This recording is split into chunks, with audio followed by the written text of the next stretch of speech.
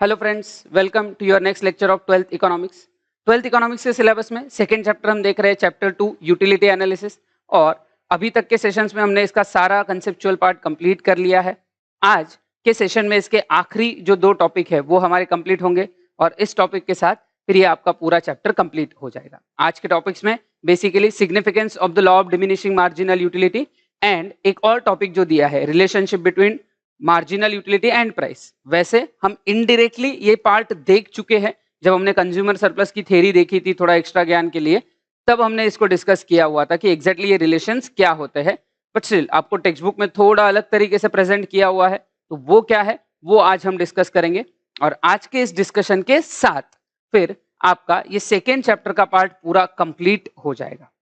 So let's see, इसके पहले कि हम आज के टॉपिक्स के लिए हिट करें, हम हमेशा की तरह थोड़ा सा एक बार क्विकली गो थ्रू कर लेंगे जो पार्ट हमने अभी तक देखे हुए हैं। आई होप आपको याद होगा और प्लीज मेरे साथ रिवाइज करते रहो, ये आपके लर्निंग के लिए बहुत बहुत यूजफुल रहेगा।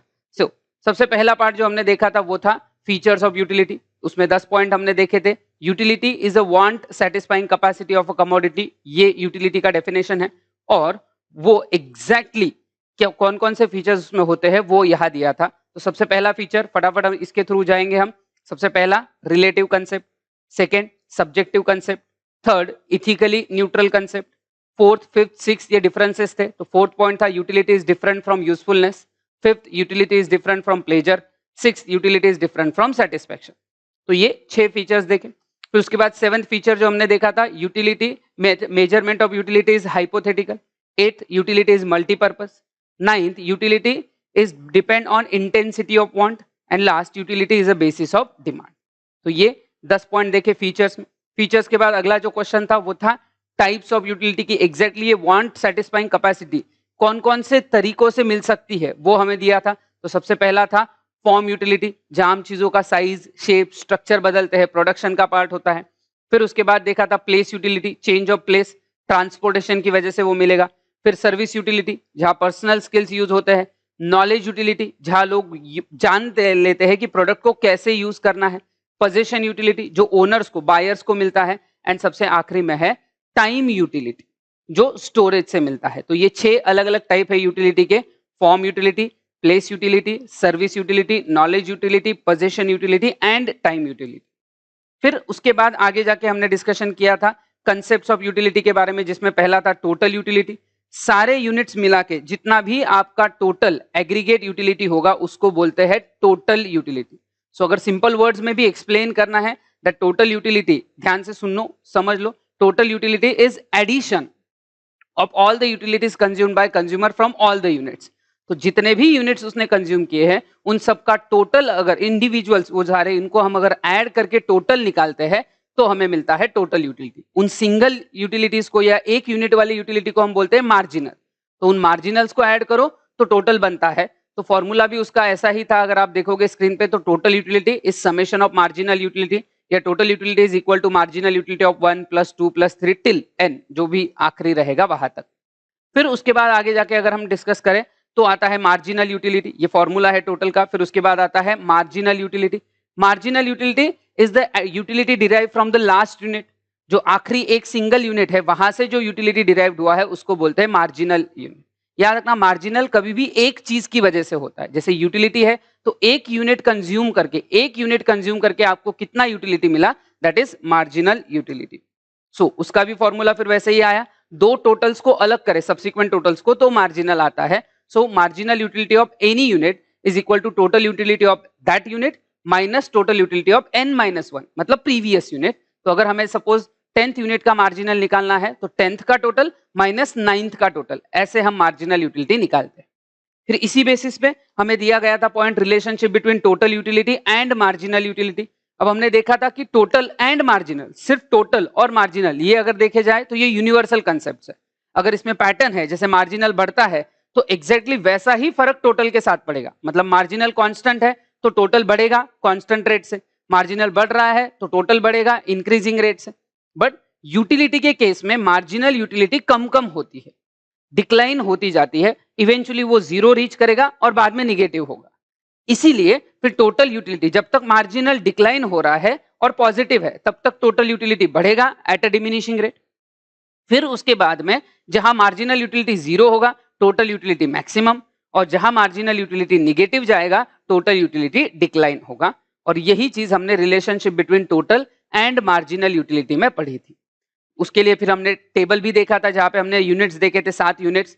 फिर मार्जिनल यूटिलिटी से अगर हम इजीली देख सकते हैं 10, 8, 6, 4, 2, 0, -2।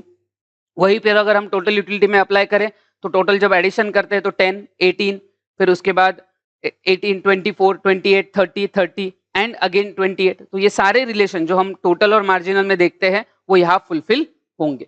फिर उसके बाद उसी का हमने डायग्राम भी बनाया था। डायग्राम में भी हमने देखा था कि फर्स्ट यूनिट के लिए वो सेम है, फिर टोटल बढ़ता जाएगा, मार्जिनल डिक्लाइन होता जाएगा। ये 6 पॉइंट तक चलेगा। 6 पॉइंट में टोटल मैक्सिमम है, मार्जिनल 0 है, इसी को बोलते हैं पॉइंट ऑफ सटाइटी। एंड सबसे आखिरी में जो लेवल आएगा जहां मार्जिनल निगेटिव है और टोटल डिक्लाइन होगा।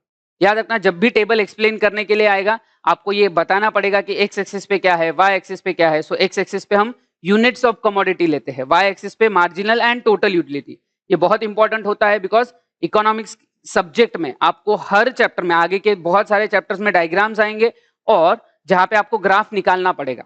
आपको अलग से ग्राफ पेपर नहीं है बट उसी पेज पे आपको निकालना होता है, तो आपको ये सही लिखना पड़ता है क्योंकि छोटी छोटी गलतियां होंगी तो मार्क्स कट जाएंगे।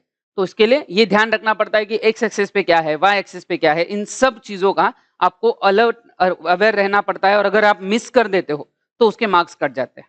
देन इसी डायग्राम के एक्सप्लेनेशन में फिर ये पॉइंट्स हमने देखे कि फर्स्ट यूनिट के लिए सेम, MU डिक्लाइन होगा, TU बढ़ेगा at a diminishing rate, MU 0, TU maximum, MU negative, TU decline. Same relation जो हमने तीनों जगह देखा, इंट्रोडक्शन में देखा, टेबल में देखा, डायग्राम में भी यही रिलेशन एग्जिस्ट करता है।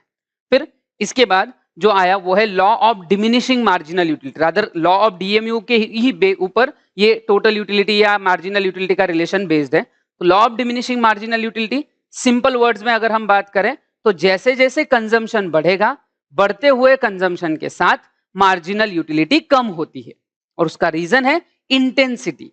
दो रादर कंबाइन रीजन हो सकते हैं कि एक हम एट ए टाइम एक वांट देखते हैं जो सटाएबल है, और दूसरा अब अगर वांट सटाएबल है मतलब पूरी सेटिस्फाई हो सकती है, और अगर हम कंटिन्यू कंजम्पशन करें तो हर यूनिट के साथ थोड़ा थोड़ा वांट फुलफिल होता है, तो इंटेंसिटी कम, और इंटेंसिटी कम होगी, इंटेंसिटी कम होती जाएगी तो डेफिनेटली फिर मार्जिनल यूटिलिटी भी कम होगा। यही पार्ट यहां दिया है। बट कभी भी लॉ अगर आएगा तो अलग अलग स्टेजेस में एक्सप्लेन होगा। जैसे पहले इंट्रोडक्शन आएगा, स्टेटमेंट आएगा, फिर उसके बाद उसका टेबल डायग्राम और एक्सप्लेनेशन। इसी पैटर्न में आपको ये एक्सप्लेन करना पड़ेगा। तो अगर आपको याद होगा इंट्रोडक्शन में हमने देखा था कि this is introduced by first, it is introduced by professor Gossen, इसीलिए हम उसको बोलते हैं Gossen's first law. Then it is in further detail explain by doctor Alfred Marshall in his book principles of economics published in 1890। And the last one फिर हमने देखा था कि ये इंटेंसिटी के साथ साथ मार्जिनल यूटिलिटी कम होगी। फिर इसका आता है स्टेटमेंट। याद रखना अभी हम सिर्फ स्टेटमेंट देख रहे हैं बट स्टेटमेंट के नीचे आपको एक्सप्लेनेशन भी लिखना होता है, नोट्स में हमने देखा है, और उस हिसाब से आपको ये कंप्लीट करना रहेगा। तो अगर हम स्टेटमेंट की बात करते हैं तो ये एज इट इज आपको लर्न करना है। In any case, in any scenario ये आपको एज इट इज ही लर्न करना है, इसके लिए आपको ऑप्शन नहीं है। So according to doctor Alfred Marshall, करो याद तो हो चुका होगा अब तक, मेरे साथ कोशिश करो रिवाइज करने की। According to doctor Alfred Marshall, other things being constant, the additional benefit which a person derives from a given increase in a stock of thing diminishes with the every increase in the stock that he already has। तो ये basic statement है जहां पे हम देखते हैं कि want जैसे जैसे सेटिस्फाई होगी इंटेंसिटी कम और मार्जिनल यूटिलिटी डिक्लाइन होगा। फिर इसके लिए भी हमने एक शेड्यूल देखा था जहां 1 to 7 यूनिट्स थे और marginal utility 10, 8, 6, 4, 2, 0 point of satisfaction, और उसके बाद डिससैटिस्फैक्शन। फिर सेम चीज हमने डायग्राम में भी एक्सप्लेन की, बट इस बार सिर्फ मार्जिनल यूटिलिटी कर्व है, टोटल यूटिलिटी कर्व निकालने की जरूरत नहीं। और सिंपल रीजन, लॉ सिर्फ मार्जिनल यूटिलिटी के बारे में बात कर रहा है, फिर मार्जिनल से ऑटोमेटिकली वो इंपैक्ट टोटल पे आएगा because total is a addition of marginals, marginals को ऐड करके ही वो बनने वाला है।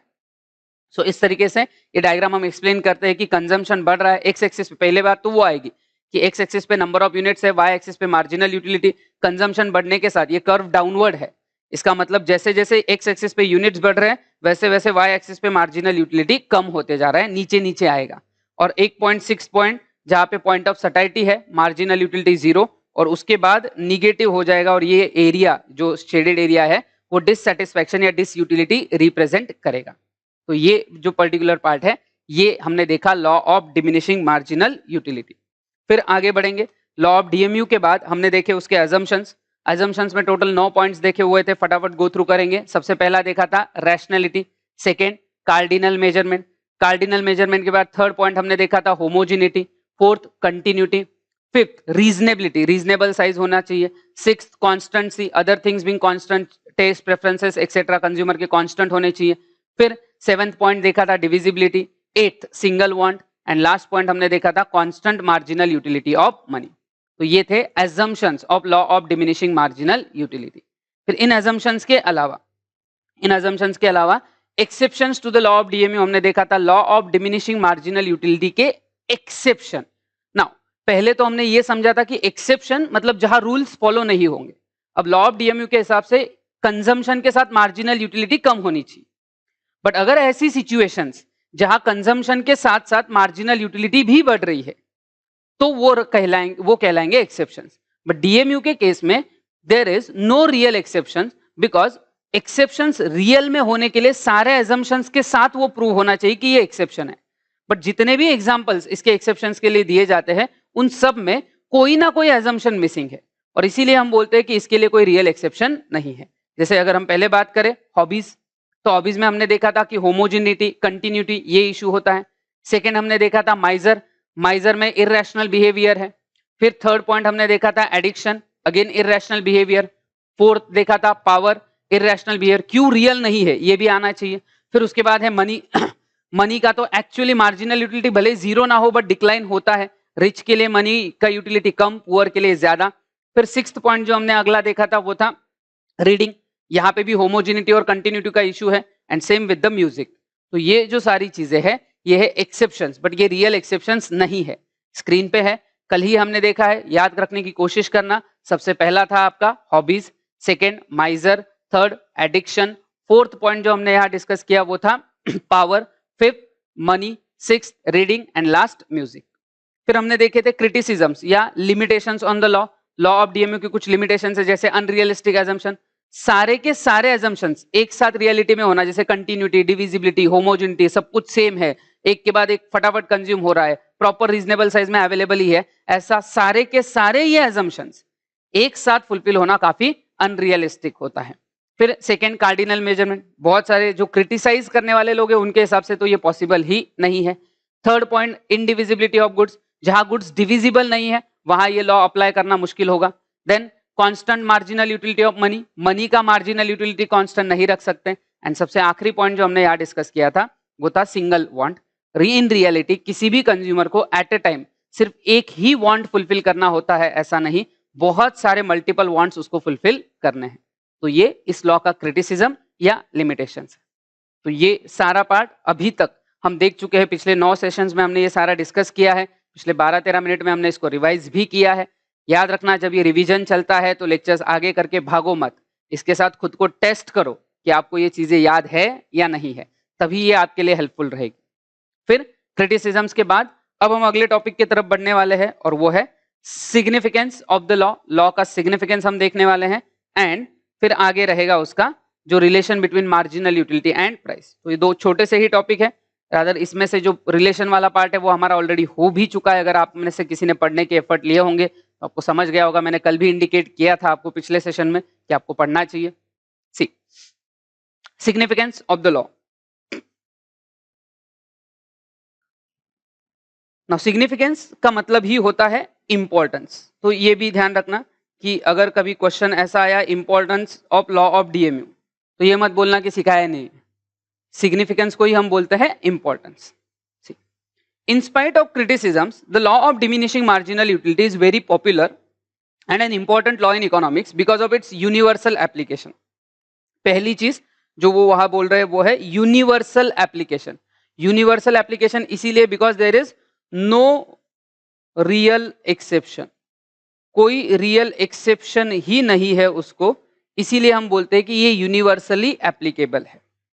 सी पहला यूजफुल टू कंज्यूमर, जब कंज्यूमर अपने डिसीजंस लेता है बाय करने के तब वो ये डीएमयू अप्लाई करता है। हमने देखा है कि मार्जिनल यूटिलिटी कम होती है, कैसे कंज्यूमर को अपना इक्विलिब्रियम मिलता है। आई होप ये टर्म याद है आपको, कंज्यूमर इक्विलिब्रियम, जहां उसका सेटिस्फैक्शन मैक्सिमम है।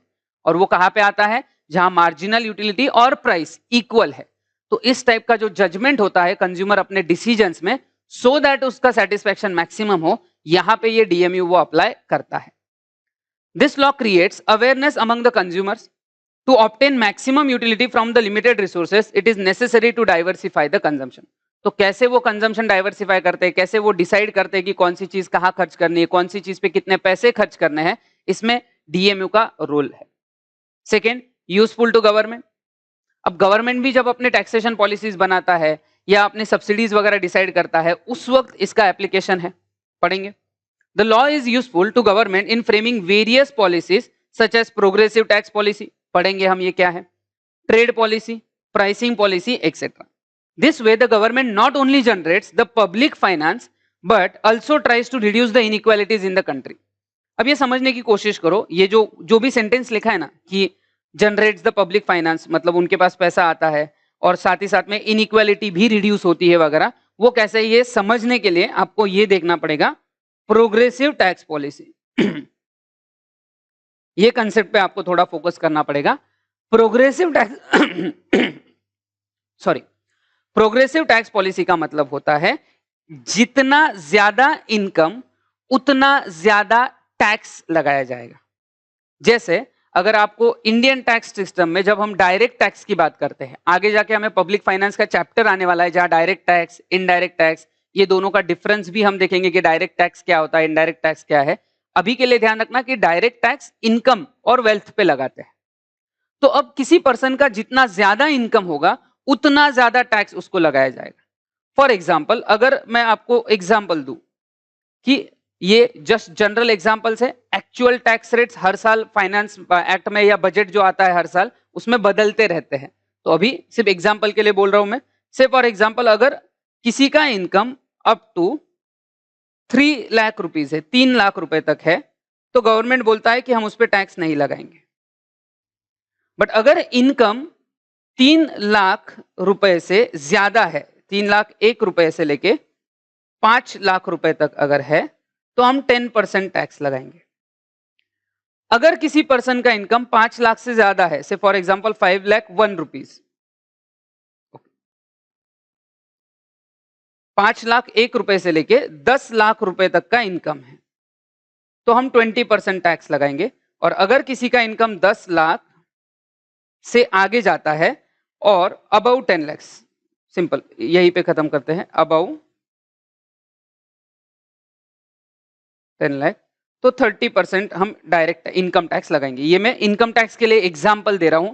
एक्चुअल स्लैब रेट थोड़े अलग है, 5 लाख तक अभी फिलहाल एग्जाम्पशन चल रहा है, बट जस्ट आपको समझाने के लिए ये बताया जा रहा है, याद रखना। अब यहां पे अगर हम देखें तो जैसे जैसे इनकम बढ़ रहा है वैसे वैसे टैक्स रेट्स बढ़ रहे हैं। सो more income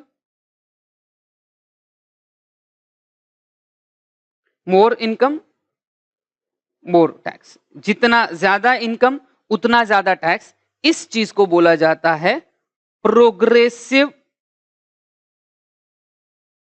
tax policy, progressive tax policy. And usually, याद रखना, usually all over the world income tax के केस में ये प्रोग्रेसिव टैक्स पॉलिसी फॉलो होती है। अब आप बोलोगे कि सर ठीक है ये तो मान लिया, बट इसका डीएमयू के साथ क्या संबंध है?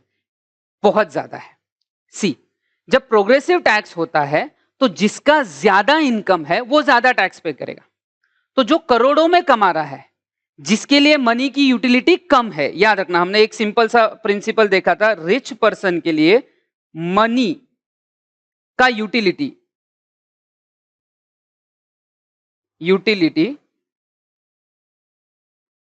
ऑफ मनी कम होता है और पुअर पर्सन के लिए यूटिलिटी ऑफ मनी ज्यादा होता है। गरीब के लिए पैसे की कीमत ज्यादा है, अमीर के लिए ज्यादा। अब रिच के लिए मनी की यूटिलिटी कम है, तो उससे ज्यादा टैक्स लेने में प्रॉब्लम नहीं, जस्टिफाइड है कि उसके पास ऑलरेडी बहुत ज्यादा पैसा है तो उससे ज्यादा टैक्स लो। तो वहां से क्या करते हैं, टैक्स ज्यादा लिया जाता है। और जो पुअर है उससे टैक्स कम लिया जाता है, जो बहुत ही गरीब है उससे तो टैक्स भी नहीं लिया जाएगा। सो दिस वे क्या होता है कि जो रिच पर्सन है उससे ज्यादा टैक्स गवर्नमेंट के पास जाएगा, गवर्नमेंट को भी इनकम मिलता है अपने अलग अलग पॉलिसीज के लिए, और पुअर को कम टैक्स लगता है या जो बहुत गरीब है उसको लगता ही नहीं, तो इससे इक्वालिटी थोड़ी बनी रहेगी। प्लस ये जो टैक्स से इनकम आया है, याद रखना, this is the income of government. अब गवर्नमेंट के पास ये जब इनकम आता है, इसी पैसे से गवर्नमेंट अलग अलग पॉलिसीज चलाता है। इवन जो बिलो पॉवर्टी लाइन है या जो गरीब है उनके लिए गवर्नमेंट अलग अलग, जैसे for example free medical expenses हो गए, फ्री एजुकेशन हो गया, या कम खर्चे में एजुकेशन, स्कॉलरशिप्स, या उनको सब्सिडी देना एक्सेट्रा, ये सारी चीजें गवर्नमेंट इस इनकम से मैनेज करेगा। तो होगा ये कि से फॉर एग्जांपल एक मान लिया जाए कि कोई भी रिच आदमी से टैक्स के फॉर्म में 1000 रुपए लिए गए, रिच की जेब से कम हुए। अब वो अमीर है, लखपति है, करोड़पति है, अब करोड़ों कमा रहा है, उसको 1000 रुपए के टैक्स से कोई फर्क नहीं पड़ता। बट वही 1000 रुपए जब सब्सिडी के थ्रू किसी गरीब के हाथ में जाते हैं या उसको 1000 रुपए का बेनिफिट जाता है, ऐसा नहीं कि गवर्नमेंट डायरेक्टली उसको 1000 रुपए दे रहा है, बट 1000 रुपए का बेनिफिट दे रहा है, तो रिच पर्सन को 1000 रुपए का इतना प्रॉब्लम था नहीं, तो उसके जेब से गए तो उसको उतना दुख नहीं है। बट जब गरीब को वही 1000 रुपए के कोई बेनिफिट्स गवर्नमेंट की तरफ से मिल जाते हैं, तो उसको मिलने वाला एडवांटेज या सेटिस्फैक्शन बहुत ज्यादा है। And this promotes the equality, कि जिसको पैसा है ऑलरेडी उसकी जेब से लो और उस पर्सन को बेनिफिट दो जिसको उसकी सबसे ज्यादा जरूरत है। और गवर्नमेंट एग्जैक्टली यहां पे वही कर रहा है कि law of diminishing marginal utility का ही एप्लीकेशन है, कि जिसके पास ज्यादा पैसा, उसको पैसे का इतना प्रॉब्लम है नहीं, तो उससे ले लो टैक्स, और जिसको जरूरत है उसको ये बेनिफिट्स पास ऑन करो। लाइक दिस गवर्नमेंट अपने अलग अलग पॉलिसीज में ये लॉ ऑफ डीएमयू का एप्लीकेशन करता है। इवन जैसे प्राइसिंग पॉलिसी हो गई, ट्रेड पॉलिसी हो गई, कमोडिटीज के ऊपर टैक्सेस लगाना हो, कौन से प्रोडक्ट्स को ज्यादा प्रमोट करना है, कौन से प्रोडक्ट्स को नहीं करना है, ये सब चीजें गवर्नमेंट डीएमयू के बेसिस पे डिसाइड कर सकता है। तो ये जो पार्ट है ये है, पहला था यूजफुल टू कंज्यूमर, दूसरा useful to government. I hope tax का थोड़ा सा एक नया कंसेप्ट जो आपने सीखा है वो आपको याद हो। अगर ये रिवर्स हो तो उसको रिग्रेसिव ऐसा बोलते हैं, फॉर इन्फॉर्मेशन याद रखना, कि मतलब अगर कम इनकम और ज्यादा टैक्स ऐसा लगा रहे तो उसको रिग्रेसिव बोलते हैं। तो ये ओवर द पीरियड आप पढ़ोगे, जब पब्लिक फाइनेंस के चैप्टर में आएंगे हम, वहां पे बहुत डिटेल में हमको दिया है, और अदर अच्छी बात है काफी डिटेल में हम वहां पे टैक्स की पॉलिसीज पढ़ेंगे। नेक्स्ट अगला है 9th चैप्टर में आएगा वो, तो तब तक थोड़ा पेशेंस रखना, 9th या 10th चैप्टर में आएगा। Next, basis of paradox of value. Now paradox of value, ये वर्ड मैंने आपको पहले भी बोला है, सिंपल सी बात है, पैराडॉक्स इज, मराठी या हिंदी में बात करना चाहे तो विरोधाभास। मतलब जैसे सिंपल वर्ड में बोलूं कि जो चीज हमारे पास ज्यादा है उसकी वैल्यू कम, जो चीज कम है उसकी वैल्यू ज्यादा। ये जो नॉर्मल ह्यूमन बिहेवियर है वो डीएमयू से प्रूव होता है, कि कोई चीज ज्यादा अवेलेबल है तो हमारे लिए उसकी वैल्यू कम है, इंपॉर्टेंस कम है, और कोई चीज हमारे पास कम है तो हम उसको बहुत ज्यादा इंपॉर्टेंस देते हैं। सी, उसके लिए एग्जांपल भी बहुत अच्छे से दिया है। The law of diminishing marginal utility helps us to understand the paradox of value. It includes goods that have a more value in use, value in use, and zero or less value in exchange, such as air, water, sunshine, etc. As well as goods that have more value in exchange and less value in use, such as gold, diamond, etc. अब ये words याद रखो, हमने ये value in use, value in exchange पहले भी पढ़ा था, कि वैल्यू इन यूज जो एक्चुअली आपको सेटिस्फेक्शन देंगे, आपके लिए यूजफुल रहेंगे, वैल्यू इन एक्सचेंज मतलब उसकी प्राइस। तो होता ऐसा है कि जो चीजें हमारे लिए बहुत जरूरी है, जिनके बिना ह्यूमन रेस बोलो या कोई भी पर्टिकुलर सर्वाइवल पॉसिबल नहीं है, हवा, पानी, सनशाइन, ये सारी चीजों के बिना हमारा इन्वायरमेंट चल नहीं सकता, हमारी जिंदगी नहीं चल सकती, ये पूरी दुनिया खत्म हो जाएंगी, लोग खत्म हो जाएंगे, बिना हवा, बिना पानी, बिना सनशाइन के हम खत्म हो जाएंगे। बट फिर भी मतलब क्या है, ये एयर, वाटर, सनशाइन, याद रखना, इनका वैल्यू इन यूज ज्यादा है, बट इनका वैल्यू इन एक्सचेंज बहुत कम है, प्राइस उनकी बहुत कम है। और क्यों ऐसा हो रहा है? क्योंकि उनकी अवेलेबिलिटी हमारे पास बहुत ज्यादा है। हवा, पानी, ये सब चीजें नेचर ने हमको बहुत ज्यादा दी है, जितनी हमको रिक्वायर्ड है उससे ज्यादा है, और इसीलिए हमें उनकी कीमत नहीं है। हमें इंपॉर्टेंस तो मतलब हमारे लिए जरूरी तो है, बट हम उसको इंपॉर्टेंस नहीं देते, हम उसको उतना इंपॉर्टेंस नहीं दे रहे क्योंकि वो हमारे पास ज्यादा है। अपोजिट, जैसे यहाँ पे बात की है गोल्ड, डायमंड, ये चीजें हमारे लिए नेसेसरी नहीं है। मतलब गोल्ड और डायमंड के बिना आदमी सर्वाइव कर सकता है क्या? डेफिनेटली। भाई आज सोना नहीं पहना तो नहीं होगा। या जैसे पानी के लिए अगर हम बात करें, हवा के लिए बात करें कि भाई आदमी 1-2 मिनट से ज्यादा हवा नहीं रोक सकता, हवा उसको सांस लेने के लिए हवा लगेगी, 2-3 दिन अगर उसको पानी नहीं मिला तो वो मर जाएगा। तो ऐसी चीज गोल्ड डायमंड के साथ नहीं है कि भाई 2-4 दिन डायमंड नहीं पहना तो आदमी मर जाएगा। ऐसा नहीं है। फिर भी डायमंड, गोल्ड, इनके लाखों करोड़ों में भाव है, डायमंड करोड़ों में मिलते हैं। क्यों? क्योंकि उनकी अवेलेबिलिटी कम है, इसीलिए हमें उनका ज्यादा वैल्यू इन एक्सचेंज हम देते हैं, यूटिलिटी हमारे लिए उसकी ज्यादा है, जबकि एक्चुअल में उसका यूज हमारे लिए नेसेसरी नहीं है। तो ये जो पैराडॉक्स है, ये जो विरोधाभास है कि जो चीजें हमारे लिए जरूरी है फिर भी हम उनको कीमत नहीं देते या इंपॉर्टेंस नहीं देते, और जो चीज हमारे लिए उतनी इंपॉर्टेंट नहीं है हमारे सर्वाइवल के लिए फिर भी उनकी कीमत ज्यादा है। तो ये बिहेवियर ये एग्जैक्टली एक्सप्लेन होता है लॉ ऑफ डीएमयू में, क्योंकि हमारे पास एज अ होल देखा जाए तो हवा पानी वगैरह एबंडेंटली अवेलेबल है, इसलिए हमारे लिए उनकी कीमत कम, और डायमंड गोल्ड ये हमारे लिए जरूरी नहीं बट इनकी अवेलेबिलिटी कम है, इसलिए हमारे लिए उनका इंपॉर्टेंस ज्यादा। तो ये basis of paradox of value है। याद रखना, हम significance of the law of DMU देख रहे हैं, जिसमें हमने useful to consumer, useful to government, basis of paradox of value. अगला basis of law of demand. Now अब लॉ ऑफ डिमांड डीएमयू के बेसिस पे है। याद रखना, utility is the basis of demand. ये जो फीचर देखा था वो अलग पॉइंट है, डिमांड होती है क्योंकि यूटिलिटी है। अब ये लॉ ऑफ डिमांड की बात कर रहे हैं। अब जैसे हमने इस चैप्टर में law of diminishing marginal utility सीखा है, उसी तरीके से आने वाले चैप्टर में हम सीखने वाले हैं law of demand. Law of demand भी डॉक्टर अल्फ्रेड मार्शल ने ही दिया है, वही बुक में principles of economics published in 1890। But इसका रूल सिंपल है कि प्राइस अगर ज्यादा है तो क्वांटिटी डिमांड जो है वो कम हो जाती है, और अगर प्राइस कम है तो क्वांटिटी डिमांड ज्यादा है। मतलब इसी को बोलते हैं inverse relation between price and quantity demand. मैं शॉर्ट में लिख रहा हूं, प्राइस एंड क्वांटिटी डिमांड, ये लॉ ऑफ डिमांड का रूल है। इनवर्स रिलेशन मतलब अगर कोई एक चीज बढ़ती है और दूसरी कम हो रही है तो उसको बोलते हैं इनवर्स रिलेशन। अब लॉ ऑफ डिमांड का ये जो प्रिंसिपल है या ये जो रूल है ये डीएमयू पे बेस्ड है। अब इसके लिए फिर से एक बार जो कंज्यूमर सरप्लस में हमने टेबल देखा था उस टेबल को मैं क्विकली गो थ्रू करूंगा और उसके थ्रू हम ये समझ पाएंगे। अगर आपको याद है तो हमने यूनिट्स देखे थे, मार्जिनल यूटिलिटी देखी थी और प्राइस देखा था। तो यूनिट्स 1, 2, 3, 4, 5, मार्जिनल यूटिलिटी कुछ 500, 400, 300, 200, 100। प्राइस हमने देखा था 300। ये सेम एग्जांपल है जो मैंने कंज्यूमर सरप्लस में एक्सप्लेन किया था, बट ये इंपॉर्टेंट रहेगा। अब ये सिचुएशन है तो हमने ये क्लियर लिया। अब हम डायरेक्टली पॉइंट पे आएंगे इस टेबल के बेसिस पे। इस टेबल के बेसिस पे कंज्यूमर का equilibrium, so when price is 300 consumer का इक्विलिब्रियम आएगा थर्ड यूनिट पे, mu इक्वल्स टू प्राइस, और वो 3 यूनिट खरीदेगा। वो फोर्थ और फिफ्थ यूनिट नहीं खरीदेगा क्योंकि जितना उसको वर्थ लग रहा है प्राइस उससे ज्यादा है। सो व्हेन प्राइस इज 300, ध्यान से सुनना, प्राइस 300 है तो क्वांटिटी डिमांड जो है, तो यहां मैं कॉलम ही बना लेता हूं, प्राइस और यूनिट्स। तो प्राइस अगर 300 है तो वो कितने यूनिट खरीद रहा है? 3 यूनिट, क्योंकि वहां पे उसका इक्विलिब्रियम आ रहा है, और इक्विलिब्रियम कहां होता है? Marginal utility is equal to price. ये सिचुएशन पे उसका इक्विलिब्रियम है और वो 300 रुपए में वैसा है। अब समझ लो, मान लो कि अगर इस प्रोडक्ट की प्राइस, ध्यान से सुनना, अगर इस प्रोडक्ट की प्राइस 300 की जगह चेंज होके हो जाती है 400 रुपए, तो क्या होगा?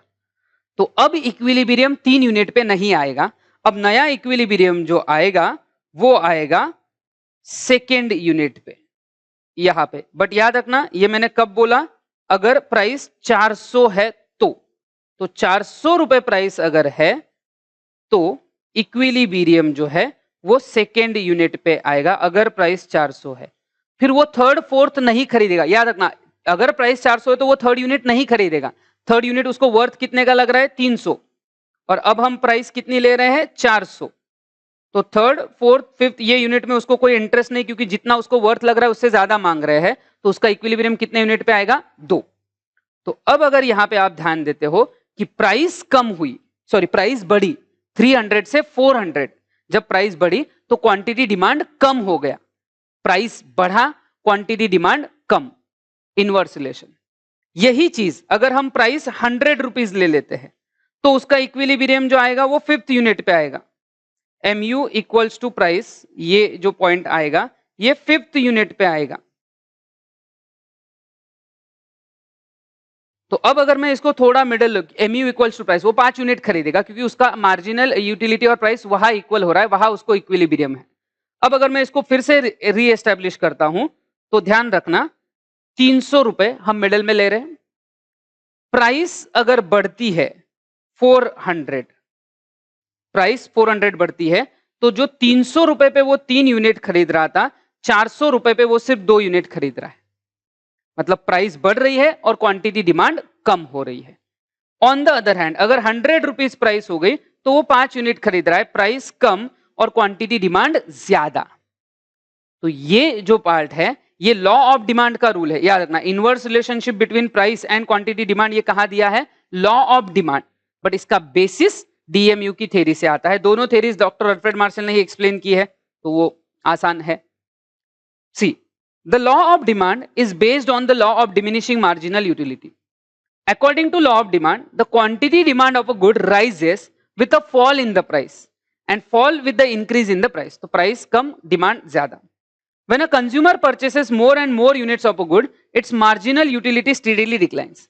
Hence, he would buy additional unit of a commodity only at a lower price.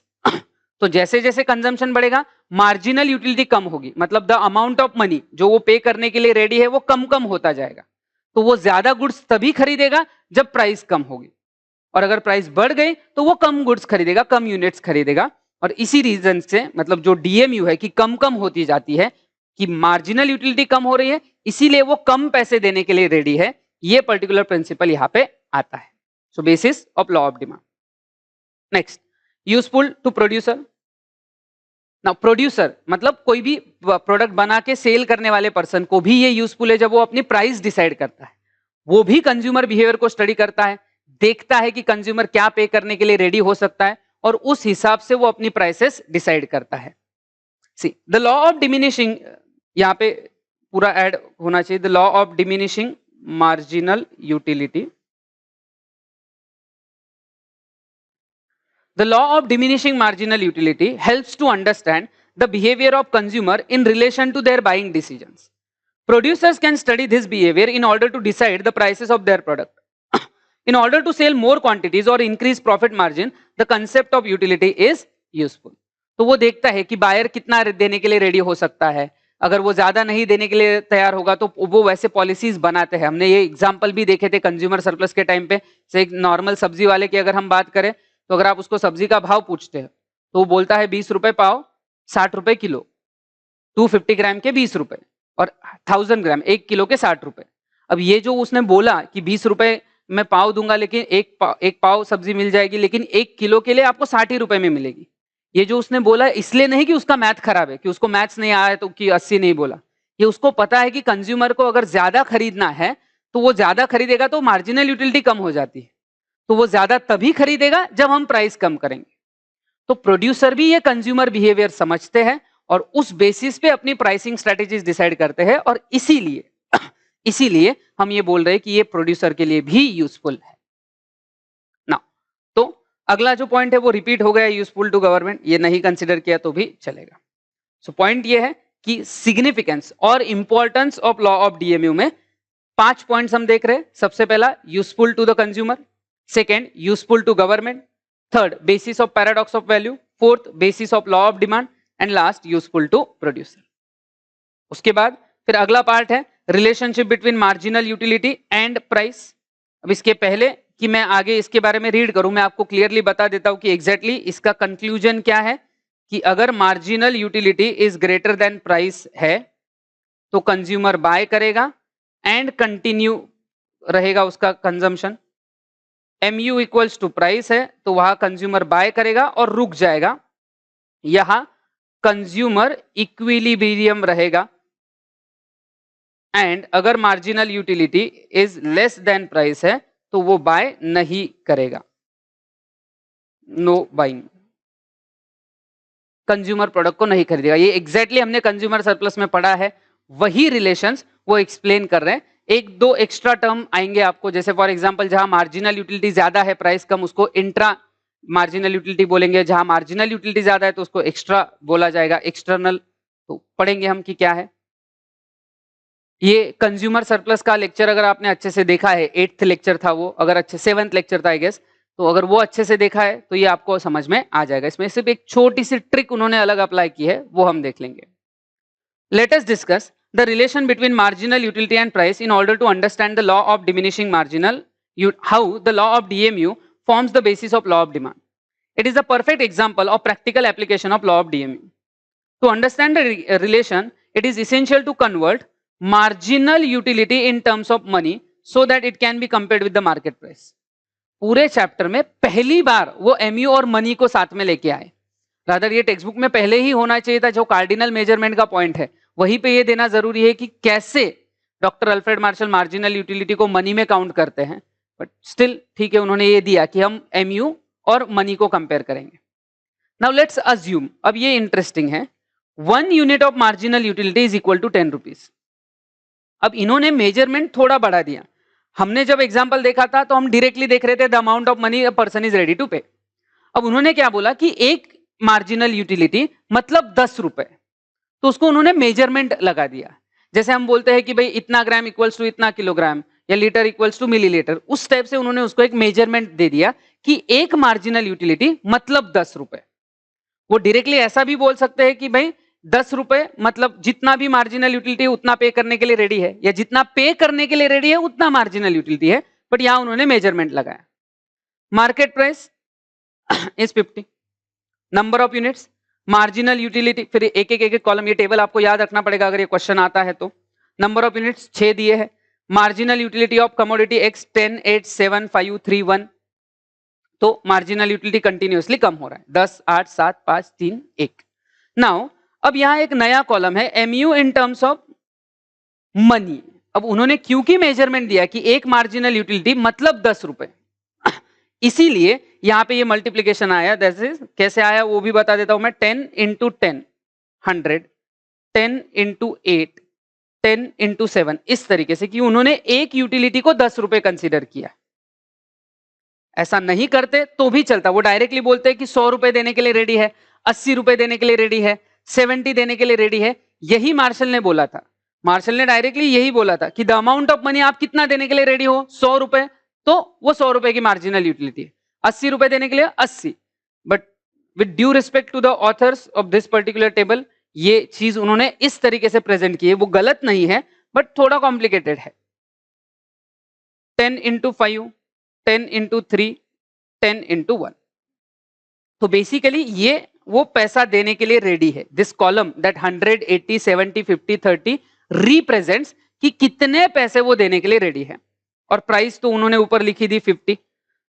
अब अगर हम पहले यूनिट्स की बात करते हैं, यहां तक पहले 3 यूनिट तक, पहले 3 यूनिट तक जितना हम देने के लिए रेडी है 10, 80, 70, प्राइस उससे कम है 50 रुपीज। तो यहां पे दिया भी है, देखो पहले 3 यूनिट के लिए कि जितना हम पे करने के लिए रेडी है वो ज्यादा है, ज्यादा मार्जिनल यूटिलिटी मिल रही है, तो डेफिनेटली वो पहला यूनिट भी खरीदेगा, सेकंड भी खरीदेगा, थर्ड भी खरीदेगा। फोर्थ के लिए इक्वालिटी है, फोर्थ यूनिट के लिए marginal utility is equal to price है, तो यहां कंज्यूमर का इक्विलिब्रियम आएगा। और फिफ्थ और सिक्स्थ यूनिट वो नहीं खरीदेगा बिकॉज मार्जिनल यूटिलिटी कम है और प्राइस ज्यादा है। सिर्फ यहां पे ये करेक्शन रहेगा, यहां पे साइंस गलत है, तो ये MU लेस देन 50, तो मार्जिनल यूटिलिटी कम, प्राइस ज्यादा। एग्जैक्टली सेम चीज हमने कंज्यूमर बिहेवियर में पढ़ी थी, दैट यही प्रिंसिपल अभी मैंने थोड़ी देर पहले यहाँ पे लिखे भी थे कि मार्जिनल यूटिलिटी से प्राइस ज्यादा है तो वो बाय करेगा, कंटिन्यू रहेगा। कब तक खरीदते रहेगा? जब तक मार्जिनल यूटिलिटी और प्राइस इक्वल ना हो जाए, जो इनके एग्जांपल में फोर्थ यूनिट पे हो रहा है, MU equals to price, fourth unit पे कंज्यूमर का इक्विलिब्रियम, क्योंकि वहां मार्जिनल यूटिलिटी और इक्वल टू प्राइस है। फिफ्थ और सिक्स यूनिट वो नहीं खरीदेगा क्योंकि उनकी मार्जिनल यूटिलिटी कम और प्राइस ज्यादा है। वो सिंबल्स में करेक्शन कर लेना, ये ध्यान रखना। Now above table explains the relation between marginal utility and price. The table shows that a consumer start buying units of a commodity X for his consumption one after another. Table की commentary है कि एक unit वो खरीद रहा है। Marginal utility which is added to his stock goes on diminishing with every further unit consumed. Her unit के साथ साथ मार्जिनल यूटिलिटी जो है उसकी कम कम होती जा रही है। 10, 8, 7, 5, 3, 1। When MU is converted in money, one can easily compare it with the market price which is shown in the column 5 of the above table. तो हम कंपैरिजन कर रहे हैं, किसको याद रखना, MU मार्जिनल यूटिलिटी को कंपेयर किया जा रहा है विद द मार्केट प्राइस, और कंपेयर करके फिर कंक्लूजन निकालेंगे। For the first 3 units it is found that marginal utility in terms of money is greater than the price spread. पहले 3 के लिए क्या रिलेशन है, MU is greater than price. A rational consumer will willingly buy these units since the benefit derived is more than the price paid. जितना worth लग रहा है, जैसे पहले यूनिट के लिए अगर बात करें तो उसको वर्थ कितना लग रहा है, 100 रुपए, दूसरा 80 रुपए, तीसरा 70 रुपए, और प्राइस कितने मांग रहे हैं, 50। तो जितना वर्थ लग रहा है उससे कम मांग रहे हैं प्राइस, तो डेफिनेटली खरीदेगा। And the fourth unit marginal utility and price becomes equal, so consumer can also think of buying fourth unit. वो fourth भी खरीदेगा, जितना worth लग रहा है उतना ही मांग रहे हैं। In case of fifth and sixth unit, marginal utility derived is less than the market price paid.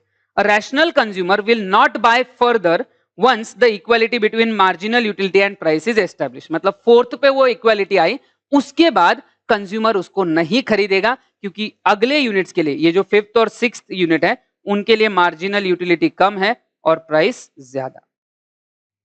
From the above given table following inferences can be made with reference to marginal utility and price.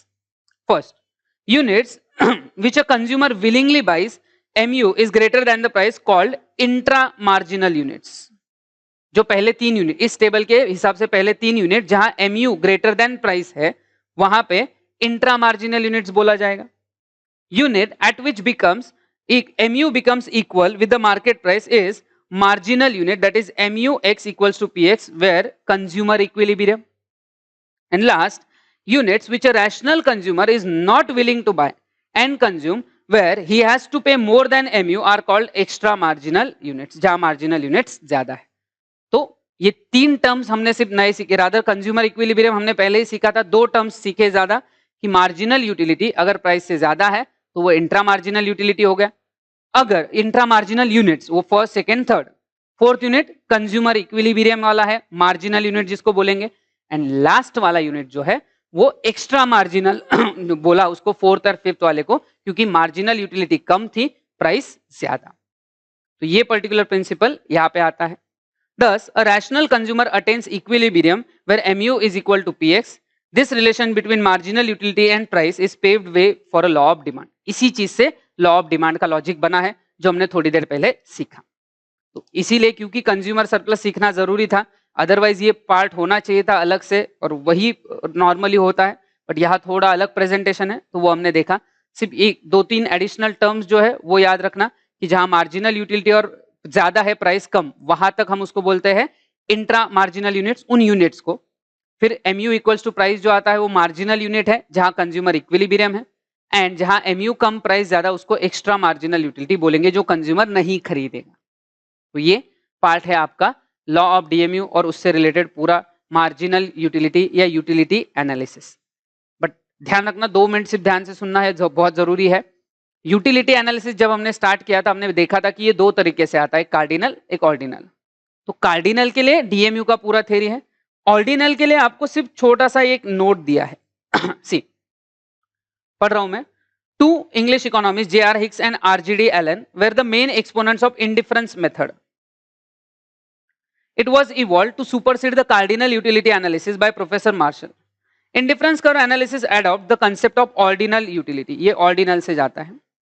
An indifference curve is the locus line of a point indicating particular combination of 2 goods from which the consumer derives the same level of satisfaction. As a result he is an indifferent to a particular combination that he consumes. तो यहाँ पे वो एक indifference curve की बात करते हैं। Indifference curve याद रखना कुछ इस तरीके से होता है।